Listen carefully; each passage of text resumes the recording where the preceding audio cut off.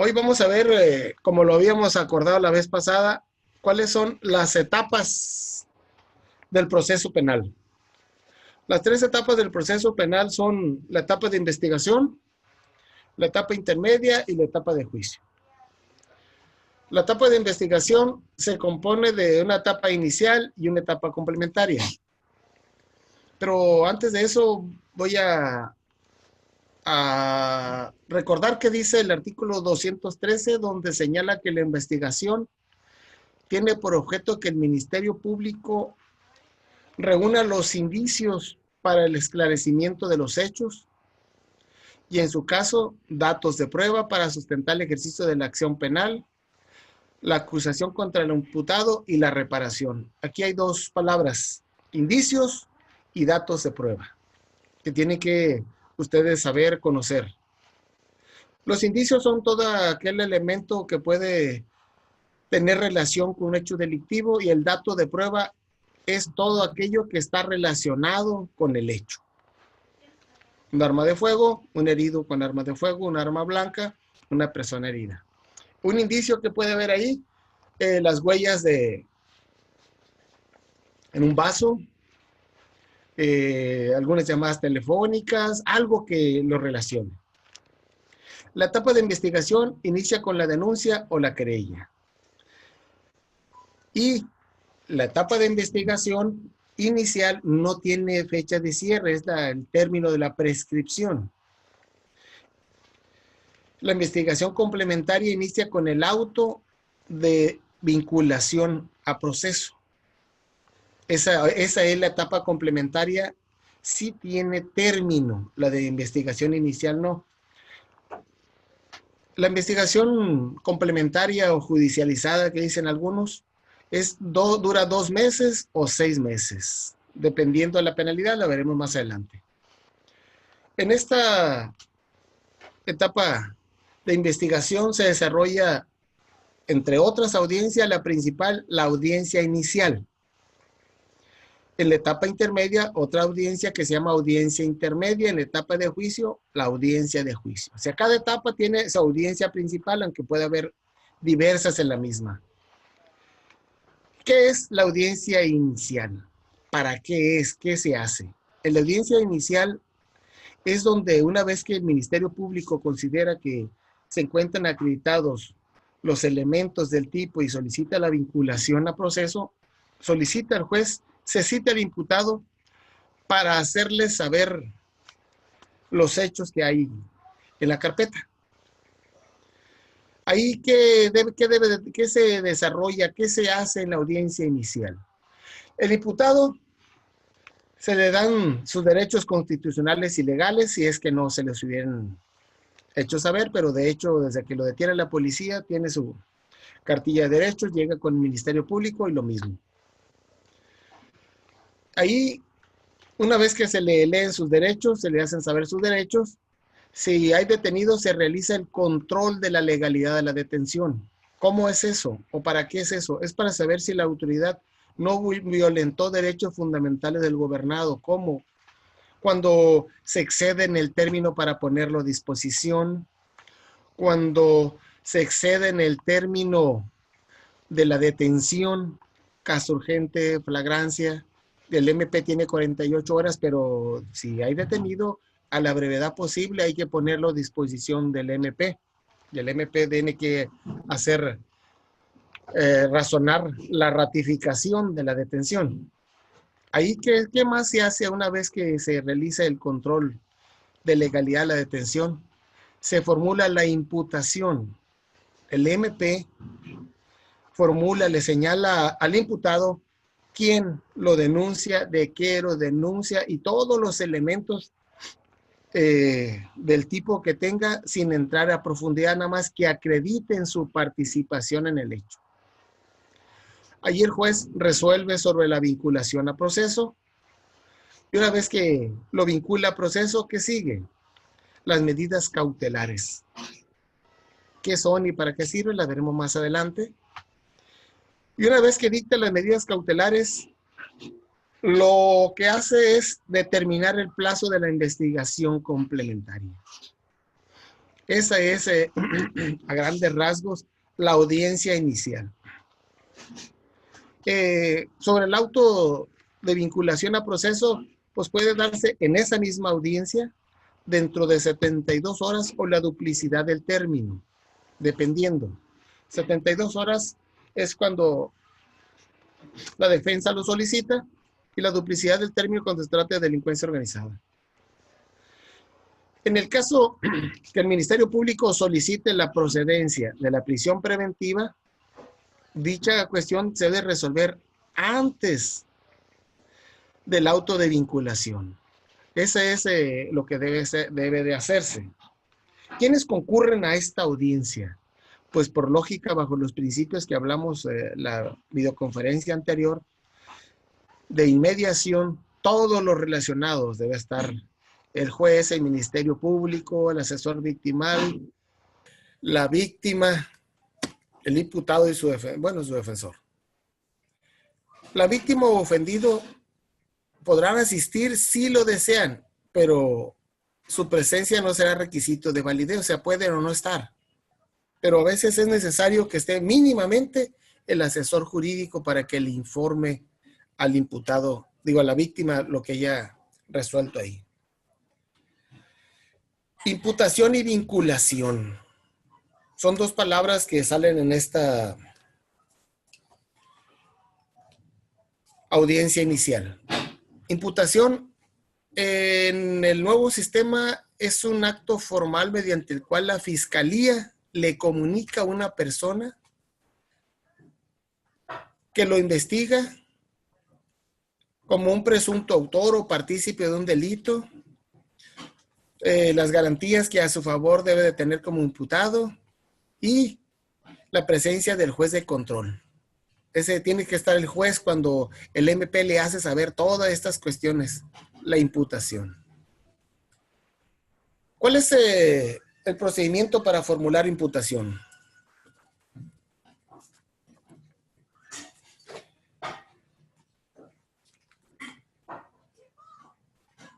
Una vez que el imputado esté presente en la audiencia inicial, por el que se ordenó su comparecencia o bien había una orden de aprehensión o ratificación legal de la persona, después de verificado por el juez de control que conoce sus derechos y que se hizo la audiencia de control de legalidad, ¿qué sigue?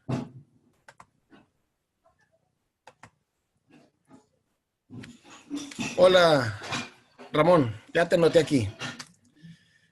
Se ofrece la palabra al MP para que éste exponga al imputado. ¿Qué le va a hacer saber al imputado? El hecho, esencial, es importante esa parte. ¿Qué hecho se le atribuye? Asalto, robo, secuestros, lo que sea. La calificación preliminar. ¿Dentro de qué tipo penal se incluye ese hecho? La fecha, lugar y modo de comisión. Si algún día van a una audiencia inicial y la vinculación nos señala fecha, lugar, modo, quién lo vio, quién participó, quién es el testigo presencial de eso. Si no existe eso, hay que atacar ese auto. La forma en que intervino el sujeto. ¿Cómo intervino el sujeto? Por sí, como partícipe, como coimputados. ¿Cómo? O sea, ¿cómo interviene? Así como quién, el nombre del acusador. Salvo que el juez considere que no sea necesario o que tiene que resguardar la secrecía, se hace. Pero se le señala quién. Eso es lo que debe de llevar la imputación. Y el juez de control, a petición del imputado o de su defensor, solicita las aclaraciones pertinentes. No entendí qué pasó. Eso es lo que se hace. ¿Quién, cuándo, cómo? Es donde se cuestiona todo la imputación. Ya una vez desarrollada la imputación y que se debatió las pruebas que se presentaron, se le otorga el derecho de participar al imputado. ¿Qué puede decir el imputado?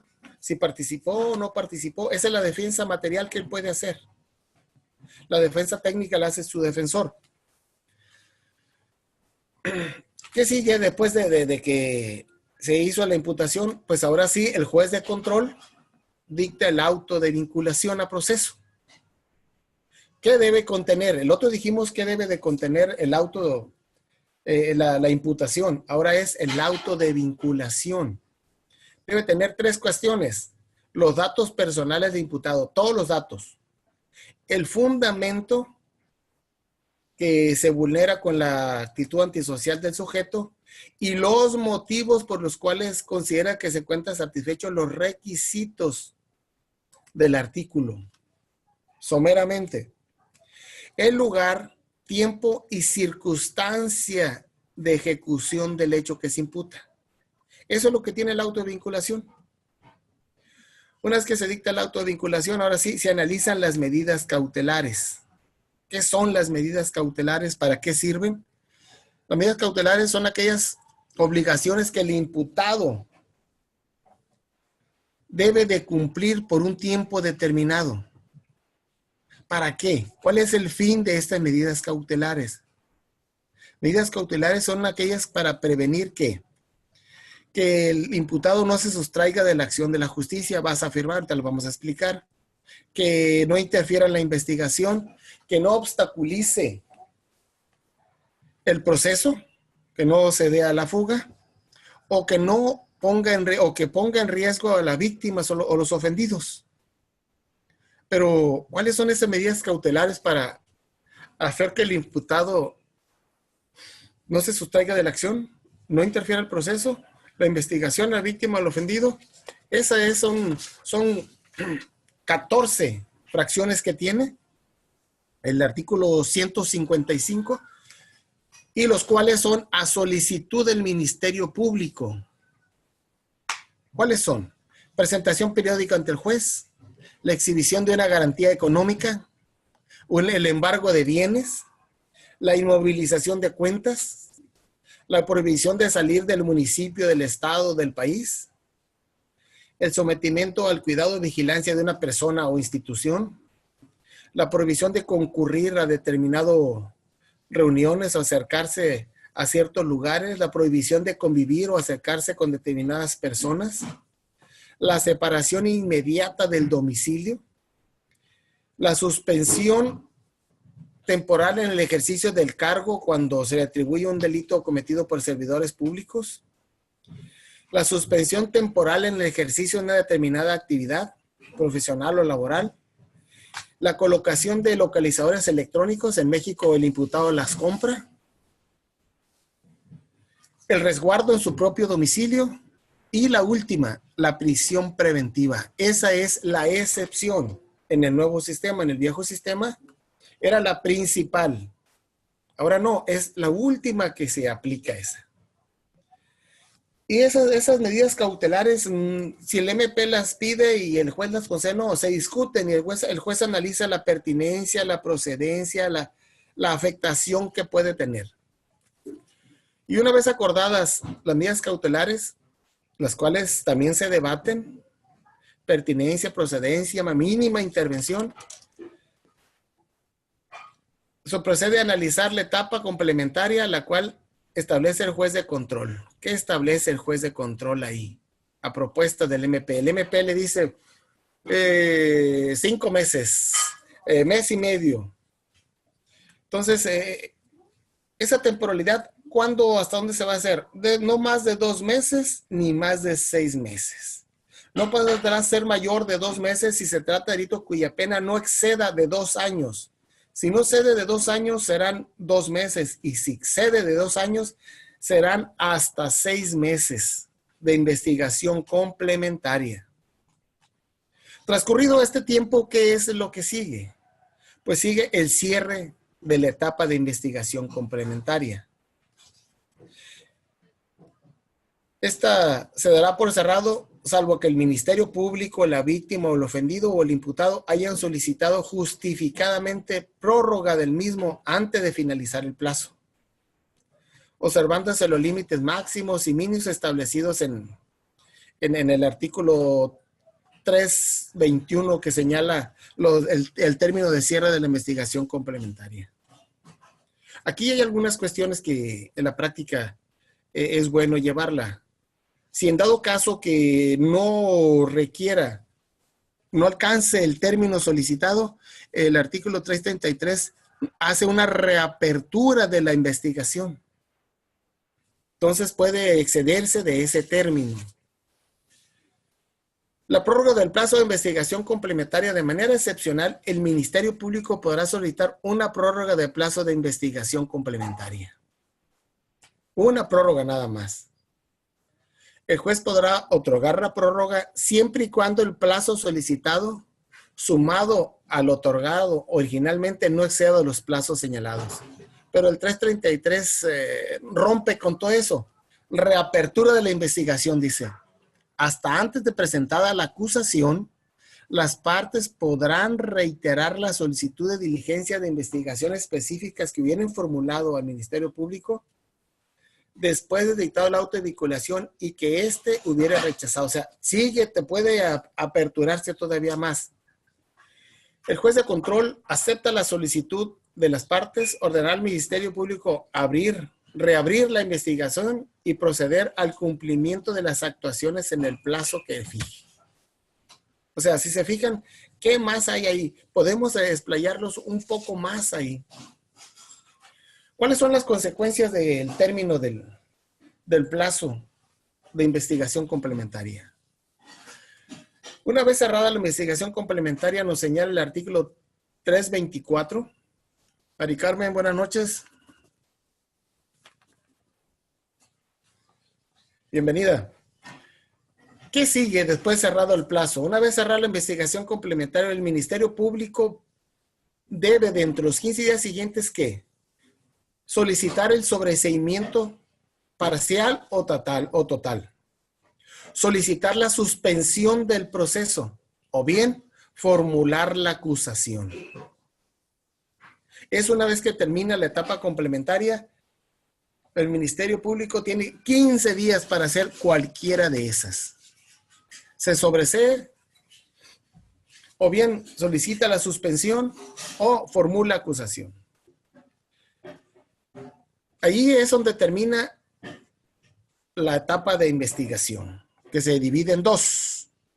Investigación inicial, investigación complementaria. Complementaria se cierra dentro de 2 meses cuando la pena no excede 2 años y si excede 2 años hasta los 6 meses. Etapa intermedia. ¿Cuál es el objeto de la etapa intermedia? Pero antes de eso, ¿cuál es el objeto de la etapa de investigación? Recabar todos los datos para imputar la conducta. Solicitar la cita al juez de control para la audiencia inicial y en esa misma audiencia inicial se desarrolla todo lo que dijimos. La etapa intermedia tiene por objeto ¿qué?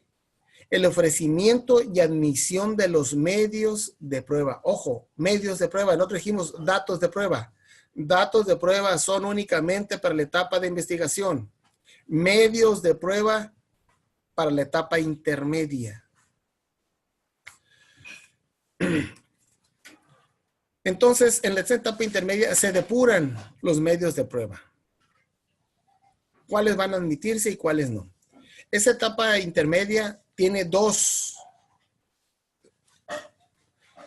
fases. ¿Cuál es? Una, la fase escrita y la otra la fase oral. La fase escrita, ¿cuál es? Es la presentación de la acusación. Con la presentación de la acusación inicia la etapa intermedia. La fase escrita inicia con el escrito de acusación que formule el Ministerio Público y comprende todos los actos previos a la celebración de la audiencia intermedia. La segunda da inicio en la audiencia intermedia propiamente y culmina con el auto de apertura a juicio. Cuando se dicta el auto de apertura a juicio, ahí está. El artículo 1335 nos señala qué debe contener la acusación. Son los elementos que debe presentarle al juez. ¿Qué debe de tener? Individualización de él o los acusados. ¿Qué es individualización? es señalarle quiénes son los sujetos intervinientes en el hecho. Identificación de la víctima, nombre, todos los datos de la víctima o ofendido y su asesor jurídico. Una relación clara, precisa, circunstancial y específica de los hechos atribuidos en modo, tiempo y lugar. Y así como la clasificación jurídica, ¿a qué delito pertenece? Digo, ¿en qué tipo encuadro el hecho? Y va a ser una relación de las modalidades del delito que concurrieron. ¿Qué delito? ¿Cuál fue la modalidad? Y la autoría y participación. ¿Cómo es eso? ¿El sujeto es autor, coautor, partícipe? ¿Qué es? Tiene que señalársele ahí. Los medios de prueba que se van a ofrecer, se hace una relación de todos los medios de prueba que van a ofrecerse. El monto de la reparación del daño. ¿Cuánto cuesta la reparación del daño? Esa es la otra parte que tiene que haber ahí. Y las penas o medidas de seguridad que se vayan a aplicar. ¿Qué penas se le van a aplicar?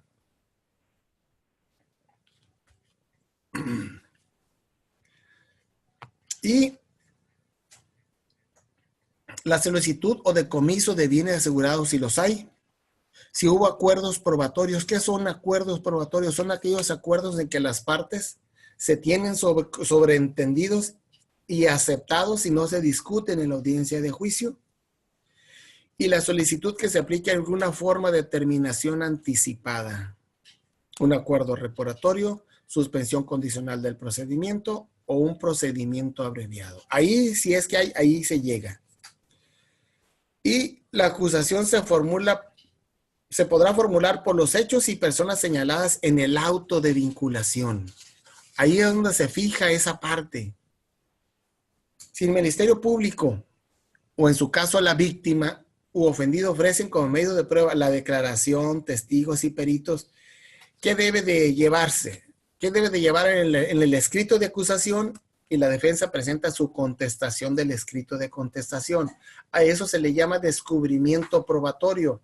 El MP da sus datos de prueba, la defensa también da sus datos de prueba que van a llevar a juicio. ¿Qué deben de llevar cada uno de ellos? El nombre, domicilio, nombre completo, domicilios, dónde pueden ser localizados y los puntos sobre los que va a versar el interrogatorio. Si, es decir, va a versar después de los hechos y llegamos a la audiencia de juicio y le quiero preguntar antes de los hechos, es impertinente el interrogatorio. No lo relacionaron, por eso es muy importante señalar esa parte.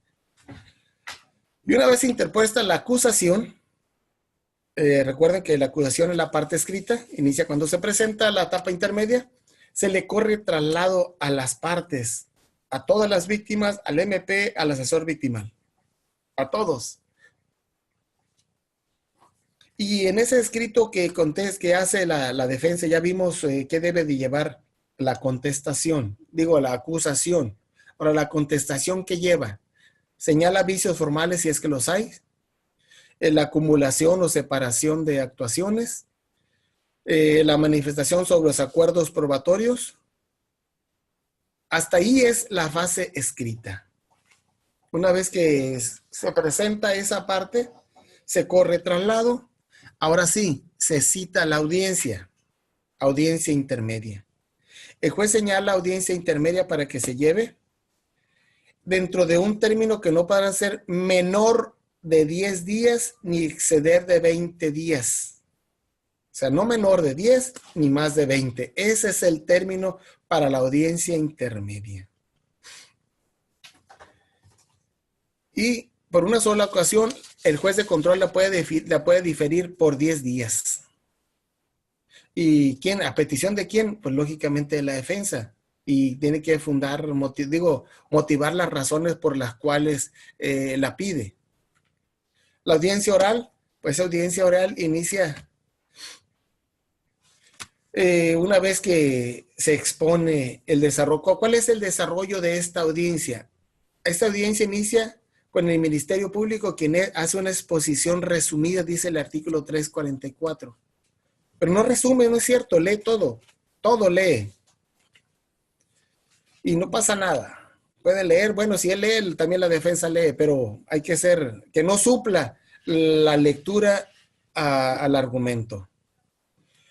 Entonces, hace una exposición resumida, seguida de la exposición de quién, pues de la víctima y el ofendido, por conducto del defensor. Acto seguido, ¿qué sigue? Se deducen las incidencias. Ya me descubrí, ya dijo el MP que hay, ya dijo la defensa que lleva. Ahora sí, ¿qué problema tengo? ¿Qué prueba quiero que no pase? ¿Qué prueba voy a tratar de excluir y por qué razones? A eso se refiere cuando se atacan las incidencias.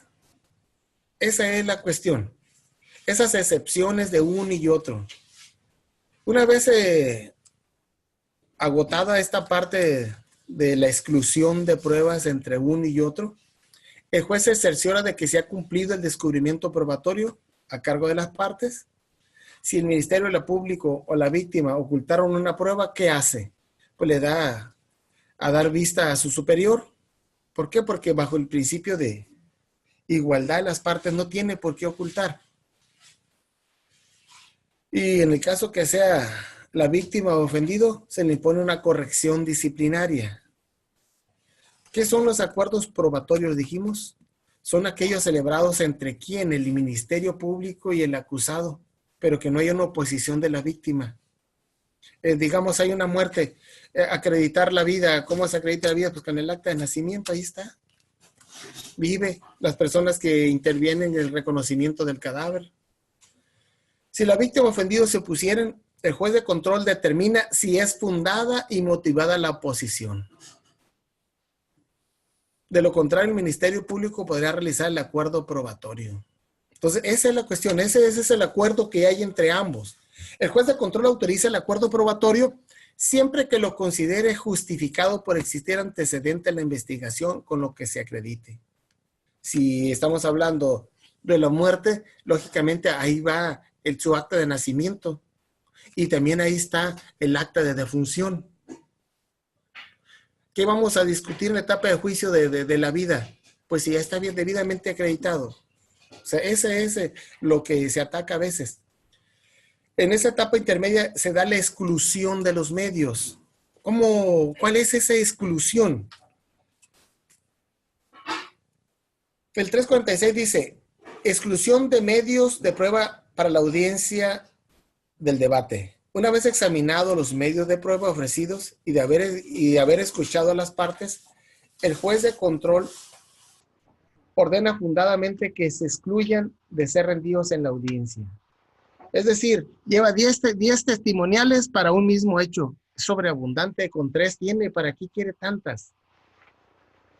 A veces el juez se le da unos cuantos minutos a quien lo presenta, el MP de la defensa, para que lo reduzca y deje lo que ellos quieran, quiénes va a nombrar. Entonces, también excluye los medios de pruebas que no se relacionen directa o indirectamente con el hecho objeto de la investigación y deben de ser útiles para el esclarecimiento. Si no es útiles para el esclarecimiento, pues no tiene ninguna relación de ser.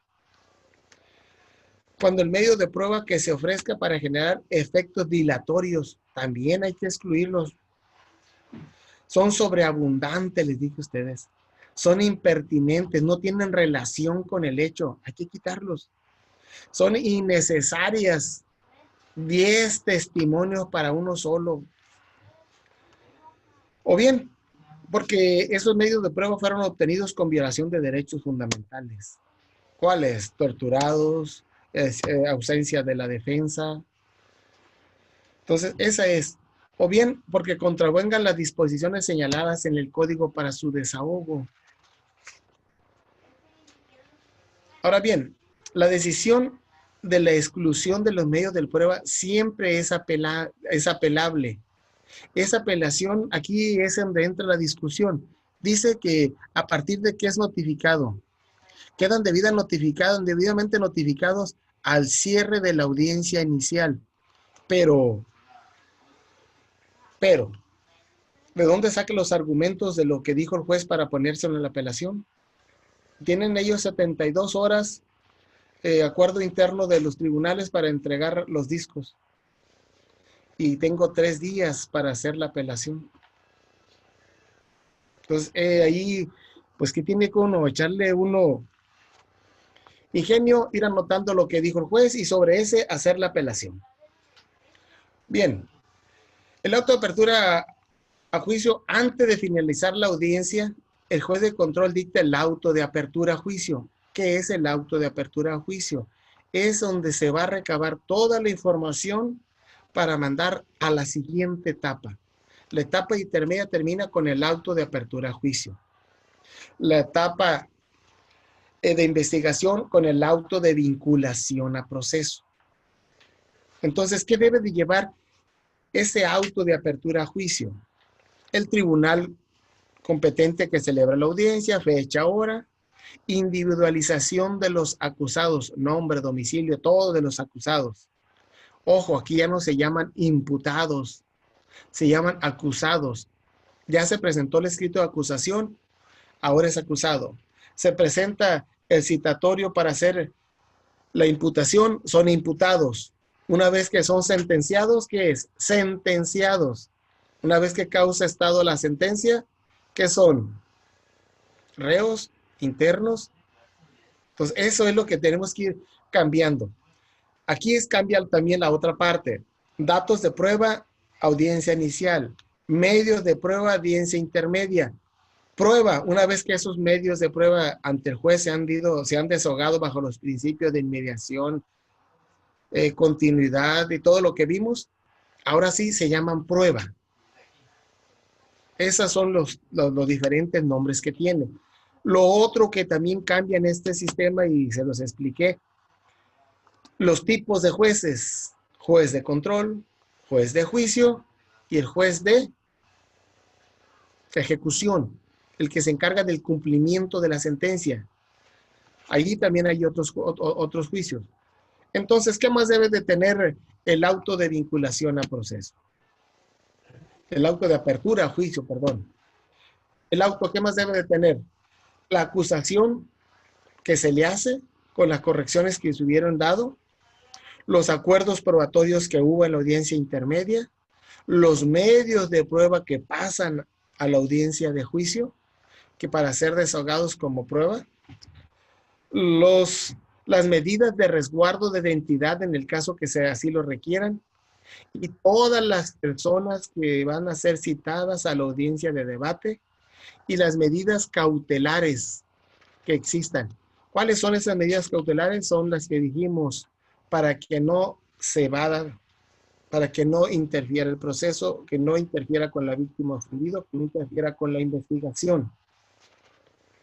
Esas siguen vigentes. Esas se aplicaron desde la audiencia inicial. Audiencia intermedia, se continúan. Esas medidas cautelares pueden ser objeto de revisión. Y el juez de control, una vez que emite el auto de apertura a juicio, dentro de los 5 días siguientes de haberse dictado, pone a disposición los registros que tenga, así como el acusado, para que se dicte fecha para la audiencia de juicio. Entonces, llegamos a la última etapa del proceso penal, la etapa de juicio.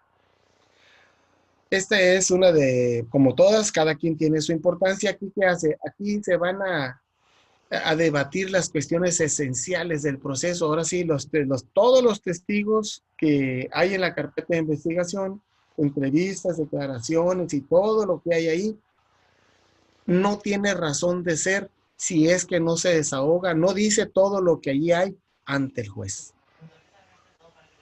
Eso es lo que se tiene que hacer. En el auto de apertura a juicio, ¿cuándo se citan a las partes?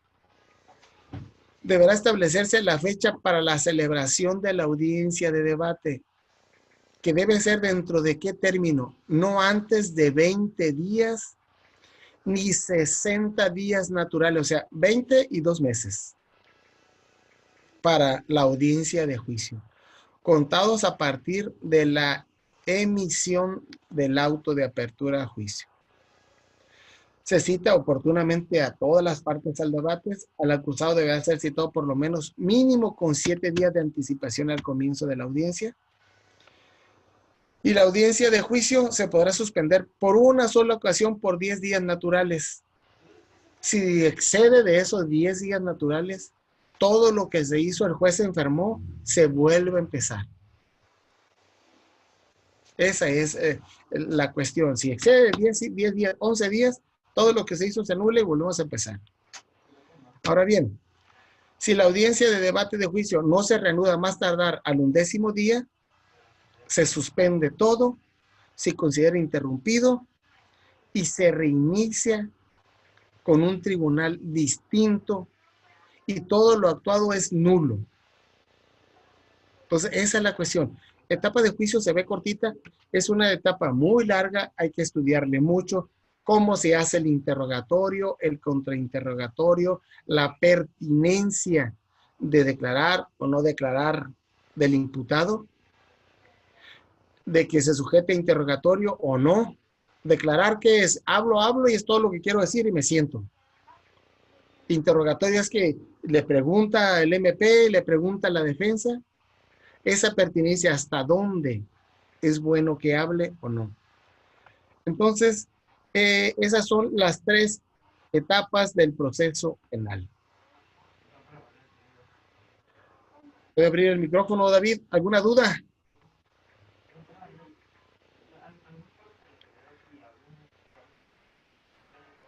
Ahí muévale a su izquierda.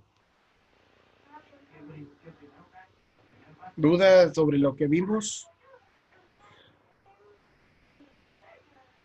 Doña Mari Carmen, ¿algo que le quede pendiente? ¿Alguna duda que tenga del material de las actividades que me van a hacer? Todas están en el Código Penal. Búsquenlas bien, están sencillitas. Es cuestión de leer. Don Ramón, adelante. ¿Alguna duda?